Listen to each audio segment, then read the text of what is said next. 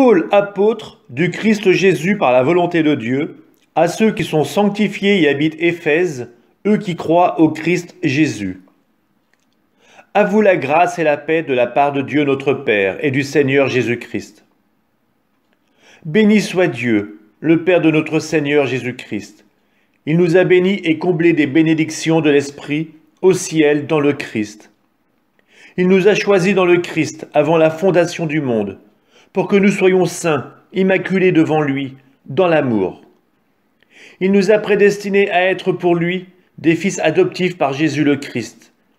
Ainsi il a voulu sa bonté, à la louange de gloire de sa grâce, la grâce qu'il nous donne dans le Fils bien-aimé.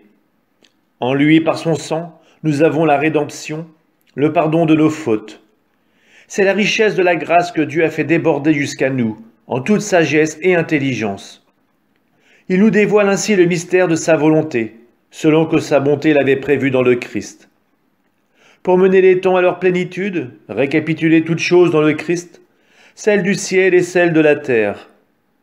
En lui, nous sommes devenus le domaine particulier de Dieu. Nous y avons été prédestinés, selon le projet de celui qui réalise tout ce qu'il a décidé. Il a voulu que nous vivions la louange de sa gloire, nous qui avons d'avance espéré dans le Christ.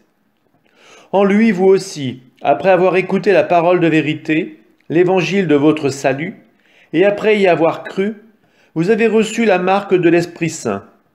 Et l'Esprit promis par Dieu est une première avance sur notre héritage, en vue de la rédemption que nous obtiendrons à la louange de sa gloire.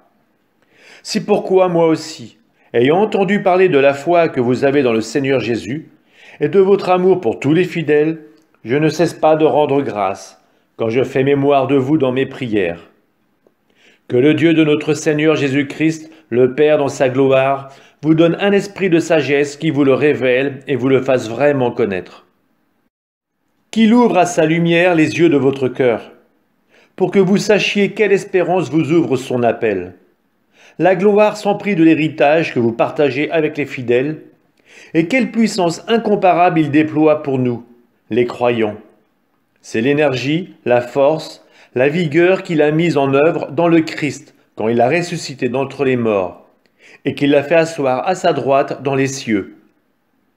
Il l'a établi au-dessus de tout être céleste, principauté, souveraineté, puissance et domination, au-dessous de tout nom que l'on puisse nommer, non seulement dans le monde présent, mais aussi dans le monde à venir. Il a tout mis sous ses pieds et le plaçant plus haut que tout, il a fait de lui la tête de l'Église, qui est son corps. Et l'Église, c'est l'accomplissement total du Christ, lui que Dieu comble totalement de sa plénitude. Et vous, vous étiez des morts, par suite des fautes et des péchés qui marquaient autrefois votre conduite, soumis aux forces mauvaises de ce monde, au prince du mal qui s'interpose entre le ciel et nous, et dont le souffle est maintenant à l'œuvre en ceux qui désobéissent à Dieu. Et nous aussi, nous étions tous de cela. Quand nous vivions suivant les convoitises de notre chair, cédant aux caprices de la chair et des pensées, nous qui étions de par nous-mêmes voués à la colère comme tous les autres.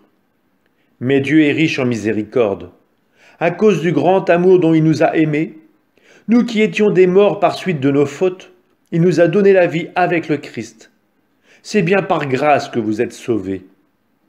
Avec lui, il nous a ressuscités et nous a fait siéger aux cieux dans le Christ Jésus. Il a voulu ainsi montrer, au long des âges futurs, la richesse surabondante de sa grâce, par sa bonté, pour nous dans le Christ Jésus.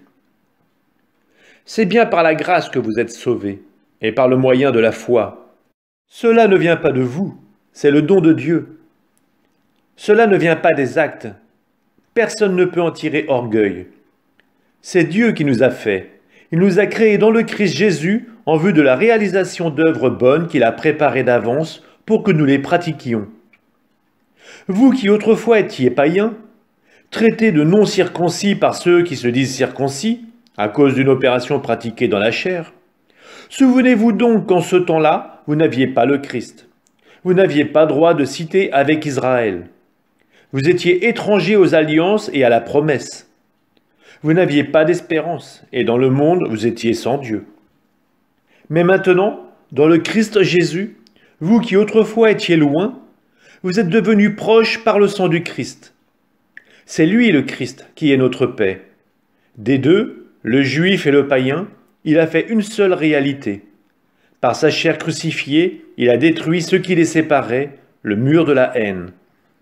Il a supprimé les prescriptions juridiques de la loi de Moïse. Ainsi, à partir des deux, le juif et le païen, il a voulu créer en lui un seul homme nouveau en faisant la paix, et réconcilier avec Dieu les uns et les autres en un seul corps par le moyen de la croix.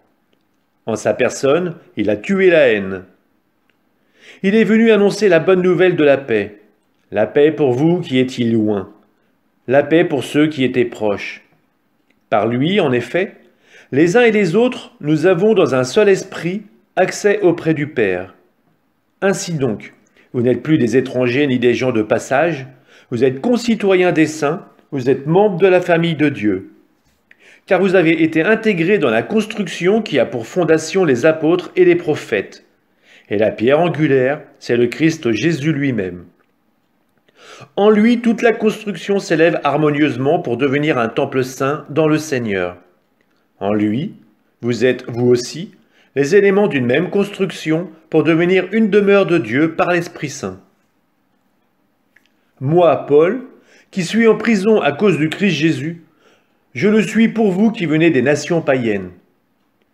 Vous avez appris, je pense, en quoi consiste la grâce que Dieu m'a donnée pour vous. Par révélation, il m'a fait connaître le mystère, comme je vous l'ai déjà écrit brièvement. En me lisant, vous pouvez vous rendre compte de l'intelligence que j'ai du mystère du Christ.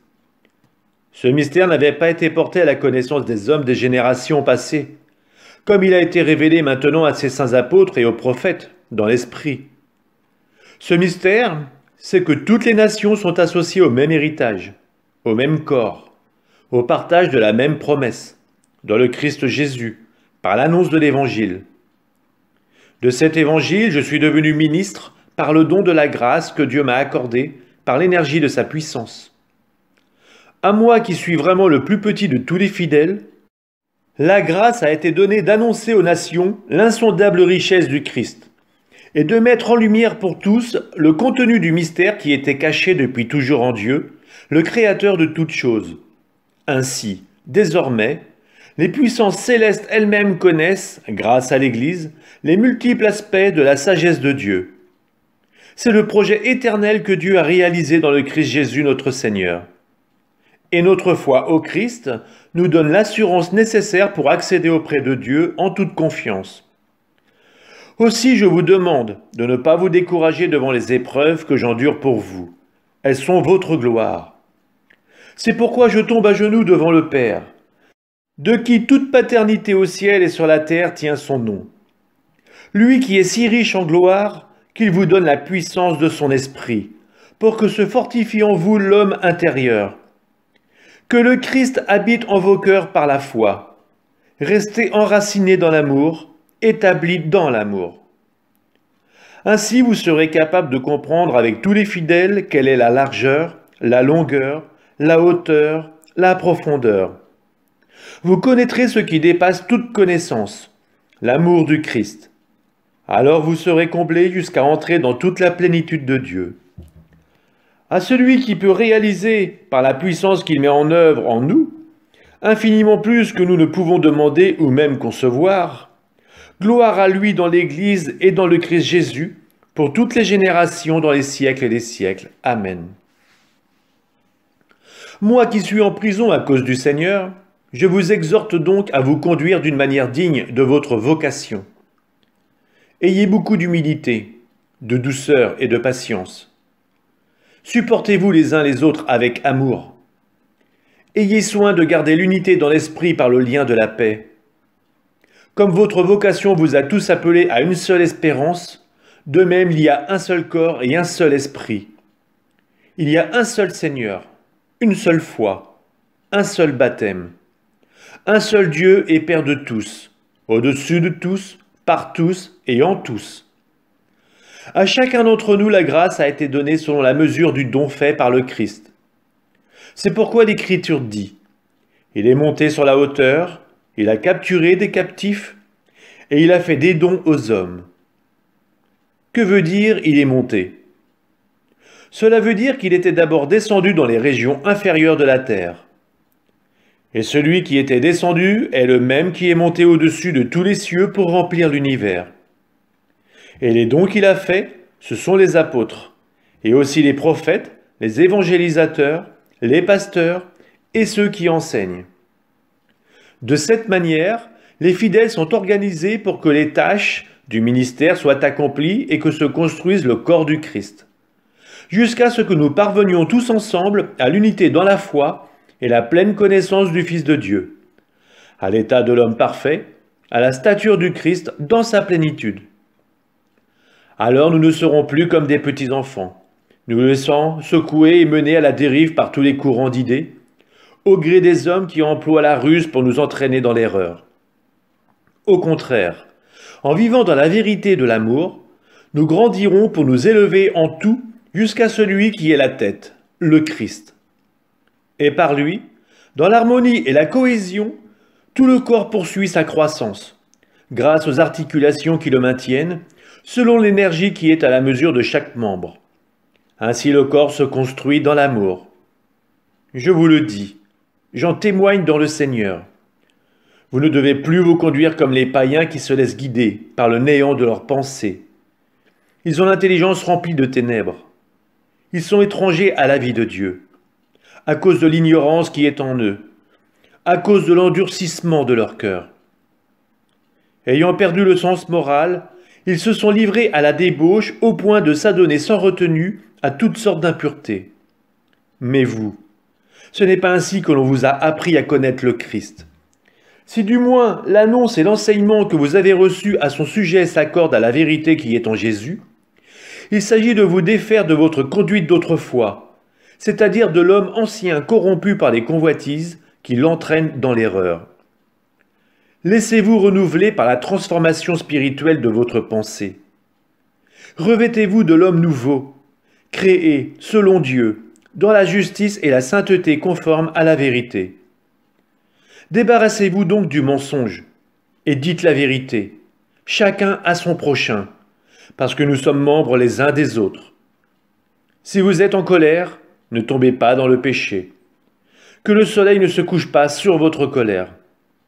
Ne donnez pas prise au diable. Que le voleur cesse de voler, qu'il prenne plutôt la peine de travailler honnêtement de ses mains, afin d'avoir de quoi partager avec celui qui est dans le besoin. Aucune parole mauvaise ne doit sortir de votre bouche. Mais s'il en est besoin, que ce soit une parole bonne et constructive, profitable à ceux qui vous écoutent. N'attristez pas le Saint-Esprit de Dieu, qui vous a marqué de son sceau en vue du jour de votre délivrance. Amertume, irritation, colère, éclat de voix ou insulte, tout cela doit être éliminé de votre vie, ainsi que toute espèce de méchanceté. Soyez entre vous pleins de générosité et de tendresse. Pardonnez-vous les uns les autres, comme Dieu vous a pardonné dans le Christ. Oui, cherchez à imiter Dieu, puisque vous êtes ses enfants bien-aimés. Vivez dans l'amour, comme le Christ nous a aimés et s'est livré lui-même pour nous, s'offrant en sacrifice à Dieu comme un parfum d'agréable odeur. Comme il convient aux fidèles, la débauche, l'impureté sous toutes ses formes et la soif de posséder sont des choses qu'on ne doit même plus évoquer chez vous. Pas davantage de propos grossiers, stupides ou scabreux. Tout cela est déplacé. Mais qu'il y ait plutôt des actions de grâce. Sachez-le bien, ni les débauchés, ni les dépravés, ni les profiteurs, qui sont de vrais idolâtres, ne reçoivent d'héritage dans le royaume du Christ et de Dieu. Ne laissez personne vous égarer par de vaines paroles. Tout cela attire la colère de Dieu sur ceux qui désobéissent. N'ayez donc rien de commun avec ces gens-là. Autrefois vous étiez ténèbres, maintenant dans le Seigneur vous êtes lumière. Conduisez-vous comme des enfants de lumière. Or la lumière a pour fruit tout ce qui est bonté, justice et vérité. Et sachez reconnaître ce qui est capable de plaire au Seigneur. Ne prenez aucune part aux activités des ténèbres, elles ne produisent rien de bon. Démasquez-les plutôt. Ce que les gens là font en cachette, on a honte même d'en parler. Mais tout ce qui est démasqué est rendu manifeste par la lumière. Et tout ce qui devient manifeste est lumière. C'est pourquoi l'on dit, réveille-toi, ô toi qui dors, relève-toi d'entre les morts, et le Christ t'illuminera. Prenez bien garde à votre conduite. Ne vivez pas comme des fous, mais comme des sages. Tirez parti du temps présent, car nous traversons des jours mauvais. Ne soyez donc pas insensés, mais comprenez bien quelle est la volonté du Seigneur. Ne vous enivrez pas de vin, car il porte à l'inconduite. Soyez plutôt remplis de l'Esprit Saint. Dites entre vous des psaumes, des hymnes et des chants inspirés. Chantez le Seigneur et célébrez-le de tout votre cœur. À tout moment et pour toute chose, au nom de notre Seigneur Jésus-Christ, rendez grâce à Dieu le Père. Par respect pour le Christ, soyez soumis les uns aux autres, les femmes à leur mari, comme au Seigneur Jésus. Car pour la femme, le mari est la tête, tout comme pour l'Église, le Christ est la tête, lui qui est le sauveur de son corps. Eh bien, puisque l'Église se soumet au Christ, qu'il en soit toujours de même pour les femmes à l'égard de leur mari. Vous, les hommes, aimez votre femme à l'exemple du Christ. Il a aimé l'Église, il s'est livré lui-même pour elle, afin de la rendre sainte en la purifiant par le bain de l'eau baptismale, accompagnée d'une parole. Il voulait se la présenter à lui-même, cette Église, resplendissante, sans tache, ni ride, ni rien de tel. Il la voulait sainte et immaculée. C'est de la même façon que les maris doivent aimer leur femme, comme leur propre corps. Celui qui aime sa femme s'aime soi-même. Jamais personne n'a méprisé son propre corps. Au contraire, on le nourrit, on en prend soin. C'est ce que fait le Christ pour l'Église, parce que nous sommes les membres de son corps. Comme dit l'Écriture, à cause de cela, l'homme quittera son père et sa mère, il s'attachera à sa femme, et tous deux ne feront plus qu'un. Ce mystère est grand. Je le dis en référence au Christ et à l'Église. Pour en revenir à vous, chacun doit aimer sa propre femme comme lui-même, et la femme doit avoir du respect pour son mari. Vous les enfants, obéissez à vos parents dans le Seigneur, car c'est cela qui est juste. Honore ton père et ta mère. C'est le premier commandement qui doit assortir d'une promesse. Ainsi tu seras heureux et tu auras une longue vie sur la terre. Et vous les parents, ne poussez pas vos enfants à la colère, mais élevez-les en leur donnant une éducation et des avertissements inspirés par le Seigneur. Vous les esclaves, obéissez à vos maîtres d'ici-bas comme au Christ, avec crainte et profond respect, dans la simplicité de votre cœur. Ne le faites pas seulement sous leurs yeux, par souci de plaire à des hommes, mais comme des esclaves du Christ qui accomplissent la volonté de Dieu de tout leur cœur, et qui font leur travail d'esclaves volontiers, comme pour le Seigneur et non pas pour les hommes. Car vous savez bien que chacun, qu'il soit esclave ou libre, sera rétribué par le Seigneur selon le bien qu'il aura fait. Et vous, les maîtres, agissez de même avec vos esclaves, laissez de côté les menaces, car vous savez bien que pour eux comme pour vous, le Maître est dans le ciel, et il est impartial envers les personnes. Enfin, puisez votre énergie dans le Seigneur et dans la vigueur de sa force. Revêtez l'équipement de combat donné par Dieu, afin de pouvoir tenir contre les manœuvres du diable. Car nous ne luttons pas contre des êtres de sang et de chair, mais contre les dominateurs de ce monde de ténèbres, les principautés, les souverainetés, les esprits du mal qui sont dans les régions célestes. Pour cela, prenez l'équipement de combat donné par Dieu. Ainsi, vous pourrez résister quand viendra le jour du malheur, et tout mettre en œuvre pour tenir bon. Oui, tenez bon, ayant autour des reins le ceinturon de la vérité, portant la cuirasse de la justice, les pieds chaussés de l'ardeur à annoncer l'évangile de la paix, et ne quittant jamais le bouclier de la foi, qui vous permettra d'éteindre toutes les flèches enflammées du mauvais. Prenez le casque du salut et le glaive de l'esprit, c'est-à-dire la parole de Dieu.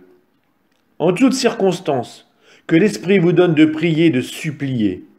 Restez éveillés, soyez assidus à la supplication pour tous les fidèles. Priez aussi pour moi, qu'une parole juste me soit donnée quand j'ouvre la bouche pour faire connaître avec assurance le mystère de l'Évangile, dont je suis l'ambassadeur, dans mes chaînes. Priez donc afin que je trouve dans l'Évangile pleine assurance pour parler comme je le dois. Et vous, vous saurez ce que je deviens et ce que je fais, car Tychik, le frère bien-aimé, le fidèle ministre dans le Seigneur, vous informera de tout. Je l'envoie spécialement auprès de vous, afin que vous ayez de nos nouvelles et qu'il réconforte vos cœurs. Que la paix soit avec les frères, ainsi que l'amour et la foi, de la part de Dieu le Père et du Seigneur Jésus-Christ. Que la grâce soit avec tous ceux qui aiment notre Seigneur Jésus-Christ d'un amour impérissable.